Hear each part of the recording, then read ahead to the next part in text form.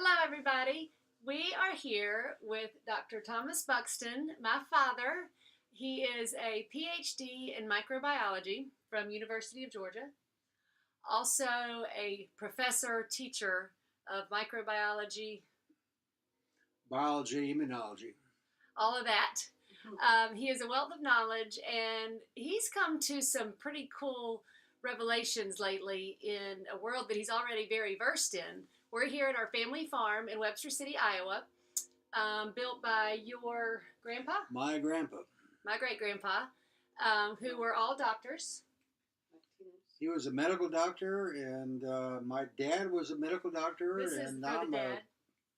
I guess I'm a teaching doctor Right. or something. So we've got generations here of Great. Dr. Buxtons who have all experienced the three major different areas of medicine over time. We're talking about 4 generations? You are the fourth. I'm the fourth. generation. Okay, so I'm the fourth. I'm not a doctor. Mm. But what I want to talk about in this training is I think it is so cool. There are really 3 major categories in medicine over time.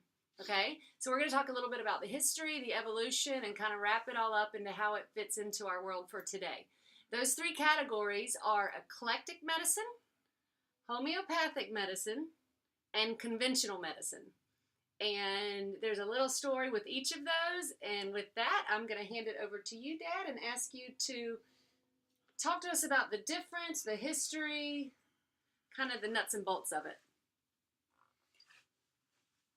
For 35 years, I practiced conventional. I would like to use the word orthodox because orthodox medicine is the medicine that we're all familiar with. It is the specialist. You have a heart problem, you go see a cardiologist. You have a kidney problem, you go see a renal doc.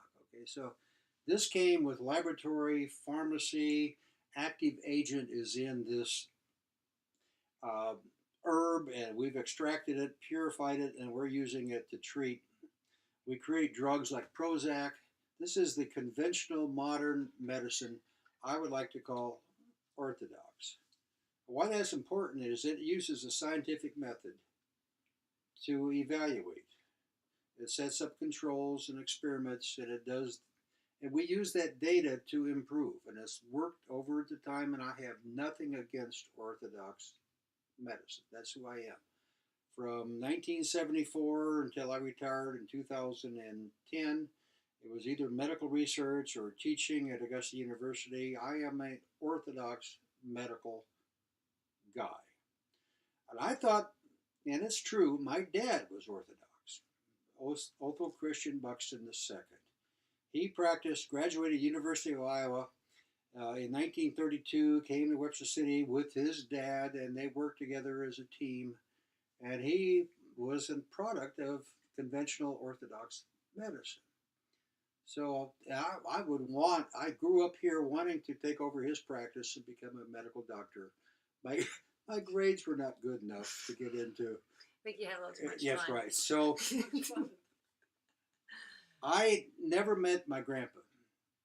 He passed away in 1933. I was born in 1946. And for my adult life, I really thought my dad and my grandpa were Orthodox, conventional. And there was a story Dad told me about Grandpa, which is he was also an ordained United Brethren preacher. So if he couldn't cure you, he could bury you. He had you covered either way, okay? Well, we come to the farm every year, and I love this place, and it's a self-sufficient farm. It was bought in 1906 by my grandpa. I was born here. My dad was born here, and I was raised in this environment. And in the library where we are right now, I can't show you where all the books were, we found this little document. This was an invitation to come to the commencement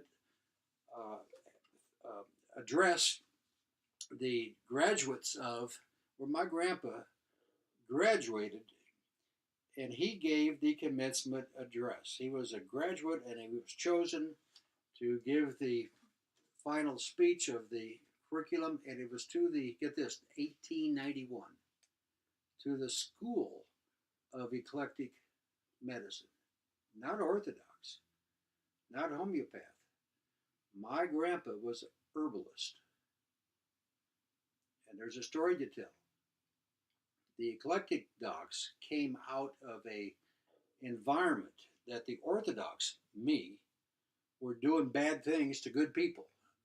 We have a president by the name of George Washington who was probably killed by orthodox medicine. He came in with strep throat, which I can talk a lot about.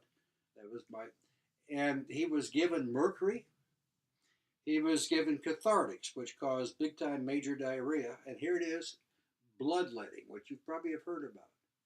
The Orthodox conventional docs in the late 1700s felt if you had something bad inside you, they needed to get it out. And he died in 48 hours and was probably killed by Orthodox medicine. And there was a group of people came to the Midwest from Europe who said there's got to be a better way. And they were called eclectics. And they watched for... So eclectics are herbs, right? Eclectics think herbs. Yes. Plants, botanicals, kind of a lot of what we talk about today. Orthodox is the pharmacy, laboratory. There's an active agent that we got to purify. The homeopaths did tissue salts, which is different than plant-based. But the eclectics thought we should watch what the animals eat when they're sick. We should watch what animals eat when they're well. That the good Lord gave us those things that we needed to maintain life. And for thousands, millennia, herbs were the things that kept humans alive. And fascinating is the fact that the Chinese, the American Indian, the Aborigines in Australia, and the Peruvians in South America were using the same herbs for the same problems. And no communication between them. So this evolved over time. The Germans in the late 1800s came up with what they thought was a better way, which is we just need to tweak it and find the active agent. That was the beginning of modern conventional orthodox medicine. A good thing. We need to know that Prozac works for depression. But there's a well-being argument, which is you are more than just a kidney. You also have a brain, you have a heart, you have a well-being. And the homeopaths focused on the entire person. The eclectics used herbs for the entire person. The Orthodox people had, you got a problem, I got a magic bullet, I shoot my magic bullet at your problem, and you can move on to the next day. The homeopaths said you can live longer, you eat the right things. The eclectics agreed with the homeopaths. The homeopaths had a problem. There was a doctrine that they said as you take less of something, it has more value. And even I don't understand that one. If you dilute something 1 to 10, you dilute something 1 to 100, the 1 to 10 should be stronger. That's called the law of potentization. And the law of potentization has hurt the homeopaths. They can't explain it. But the eclectic are saying, listen, there are herbs for your liver. There are herbs for your nervous system. Valerian is for insomnia. And almost every medicinal herb has a reputation in multiple places in the world where it's used for 1 or 2. Like milk thistle for your liver. Yes. Comes to mind really fast. Dandelion for detoxifying. So now I'm a student, okay? I'm not telling you that I'm a knowledgeable. Linda, my beloved wife, and my family are getting interested in growing those herbs that have medicinal value, and we've created something called the Doc Buxton. Well, something we left out of there that's really cool, and I was just talking about you the other day to someone who was asking me questions, is 1981? You and Mom, which Mom, you can come peek your head in here if you want to. No, we're founding members of New Life Natural Food. So here you have my dad, PhD in microbiology, teaching conventional medicine, practicing conventional medicine. And then by night, he's taking care of our health food store, which is selling herbs. So there's always been this having both in our life, which I'm thankful for. I'm glad you brought that up because there's good and bad in both. Folks, there's snake oil in herbal medicine. People making claims that cannot be justified. And then there's this contraindication. If you take this, it might cause suicide, but will sure cure your liver. Conventional. So there's this overlap that I've always thought a herbal pharmacy would be wise, and there's good and bad in both worlds. But I had no idea that because of my grandpa, my roots is in eclectic herbal medicine. I just happened to own a health food store. It just blew me away, and I've not been the same since. Yeah. And now it's something you and Mom agree on. Yes, that's true. That is very true. So we're having fun on the farm. Y'all have probably seen some of the videos that we've been doing with all the different herbs, and we'll keep that going. But I just wanted to share with y'all a little slice of all of that intelligence. That's a lot of good information there. You might have to listen a couple times, but I think a lot of us. My wife and your mom give the next one interview. Sure. Yeah.